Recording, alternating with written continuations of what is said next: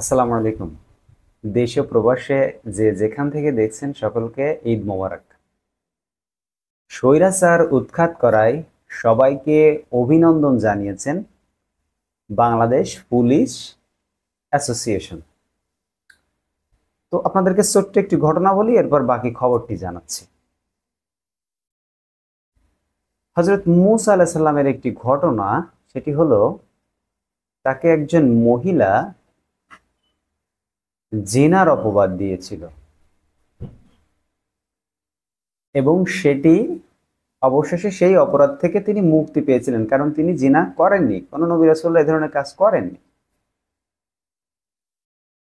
তো আল্লাহ তাআলা তাকে বলতেছিলেন যে ক্ষমা করে দিতে পারো, তুমি ক্ষমা করে দাও। তখন হযরত মূসা আলাইহিস সালাম বলতেছিলেন, হে আল্লাহ, হে আল্লাহ, আমি যদি আজকে এই জিনার অপরাধী হতাম তাহলে এই সমাজের যত লোক আমাকে কি করতো, আমাকে কি করতো তাই বলেন। তো আল্লাহ তাআলা তো সবই জানতেন। তো মূসা আলাইহিস সালামের সাথে জাস্ট ওইটুকু বলছিলেন। তা এখন আমরা আমাদের এই ঘটনায় চলে আসি।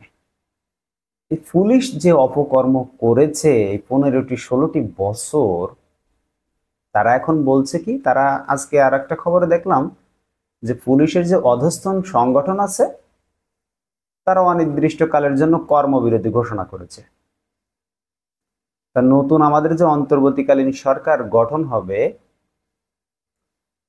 তা আমার মনে হয়, মানে আমি যদি সরকারের ক্ষমতায় থাকতাম, আমার কাছে এইটা করতে মন চাইতো যে বেছে বেছে হয়তো কিছু পুলিশ রেখে যাদেরকে ট্রেনিং দেওয়া লাগবে তাদেরকে একটু বেশি বেতন দিলে ওরা কাজ করবে, কারণ ওরা তো বেতনের জন্যই কাজ করে। ওরা তো বেতনের জন্য তাই কাজ করে। বিশিষ্ট ইসলামী স্কলার ইবনে তাইমা বলেছেন, ইবনে তাইমার কাছে, ইবনে তাইমাকে জেলে আটক রাখা হয়েছিল। তো জেলে আটক রাখার পরে তার কাছে একজন পুলিশ আসলো, জেল পুলিশ, যে হুজুর, আমরা তো জানি যে আপনি কোনো অপরাধ করেননি, আপনি তো ভালো মানুষ, তো আমাদের ছেলে মেয়েদেরকে আহার করানোর জন্য আমাদের এই জীবিকার তাগিদে আর কি এই সরকারে কাজ করি। তখন ইবনে তাইমা বলেছিলেন যে তুমি এই যে জুলুমবাজ সরকারের সাথে এই যে জুলুম করো আমার প্রতি, তুমিও সমান অপরাধী। আরে ভাই, আমার দিয়ে দিনের পর দিন এই সরকার মানুষ খুন করাচ্ছে, মানুষ খুনের মতো অপরাধ, গুম করাচ্ছে। আর আমি বলছি যে এটা তো আমার পরিবার আছে, পরিবারের জন্য করছি। তা আজকে যারা তোমরা পুলিশ ভাইরা, আজকে যারা তোমরা এই করলে, এই অনির্দিষ্টকালের জন্য কর্মবিরতিতে গেলে, তা অনির্দিষ্টকালের জন্য কর্মবিরতি গেছে, ভালো কথা, তোমরা কর্মবিরতিতেই থাকো। তোমাদের এখন কি ওই বউ ছেলে মেয়ে নেই? তোমরা নাকি জীবিকার তাগিদে কাজ করো? ভণ্ডামি ছাড়ো, মানুষ হও, ভালো মানুষ হও, ভণ্ডামি ছেড়ে দাও। আর এখন এসে মায়া কান্না করতেছো, এই যে আবু সাইদ রে বুকের উপর, আবু সাইদ সহ অন্যান্য যত সব শহীদ আছে সকলকে আল্লাহ তাআলা মাফ করে দিক, জান্নাতবাসী করুক, তাদেরকে যে গুলি করেছো আমাদের টাকা খেয়ে, আমাদের উপরেই গুলি করলে, আবার বললে তোমরা তোমাদের পরিবারকে বাঁচাইতে হবে। এই ভণ্ডামিগুলো ছেড়ে দাও ভাই, ভণ্ডামিগুলো ছেড়ে দিয়ে কর্মে ফেরো, মানুষ হও, ভালো মানুষ হও। তোমরা এখন বলতেছো কি তোমাদের উপর হামলা হচ্ছে, তোমাদের উপর থানায় দখল হচ্ছে, পুলিশকে হত্যা করা হচ্ছে। ভাই, পুলিশকে কেন হত্যা করা হবে বলো তো? পুলিশের পরে কেনই বা রাগ থাকবে?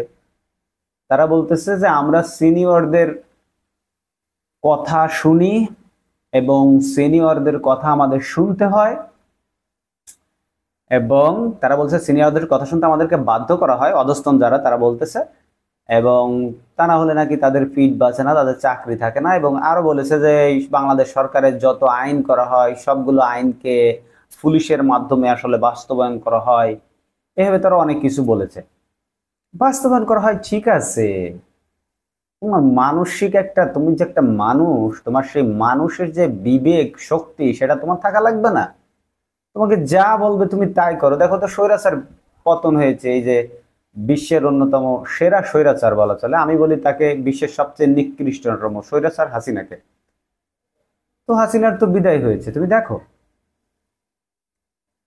তোমরা এখান থেকে শিক্ষা নিয়ে ভালো হয়ে যাও। আত্মার মাগফিরাত, শহীদের আত্মার মাগফিরাত তোমরা যাদেরকে গুলি করে মেরেছো তোমাদের করা লাগবে না, তোমরা নিজেদের আত্মার মাগফিরাত শান্তি কামনা করো, তোমরা ভালো হও, তাহলে এই জাতির সহ আমরা সকলেই ভালো থাকবো। তোমাদের মন চাইবে একজনকে গুলি করে দিবা, মন চাইলে একজনকে গুম করে দিবা, আয়না ঘর বানাইছো।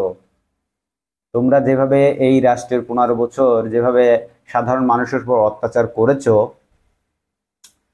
সেটা তো লিখলে এটা কাব্যগ্রন্থ হয়ে যাবে তোমাদের অপরাধগুলি। সুতরাং তোমরা এখন কর্মবিরতিতে গেছো, 2 দিন বাড়ি থাকো বা যেখানেই থাকো, একটু চিন্তা ভাবনা করো, করে এসে কর্মে যোগদান করো এবং শপথ করো, যে যার ধর্মগ্রন্থ স্পর্শ করে শপথ করো যে আল্লাহ, জীবনে যা করেছি বা সৃষ্টিকর্তা জীবনে যা করেছি সেটা তো করেই ফেলেছি, এখন আমরা চাচ্ছি এই দেশের মানুষকে ভালো রাখতে, এই দেশটাকে সুন্দর একটি জায়গায় নিয়ে যেতে। এভাবেই চেষ্টা করে, এভাবেই ভালো হবে। ভবিষ্যৎ জীবনটাকে ভালোভাবে সাজাও, মানুষের পাশে থাকো, মানুষের কথা বলো, জনগণের সেবা করো এবং তোমরা কর্মে ফিরে এসো ভাইরা। ধন্যবাদ সবাইকে ভিডিওটি দেখার জন্য।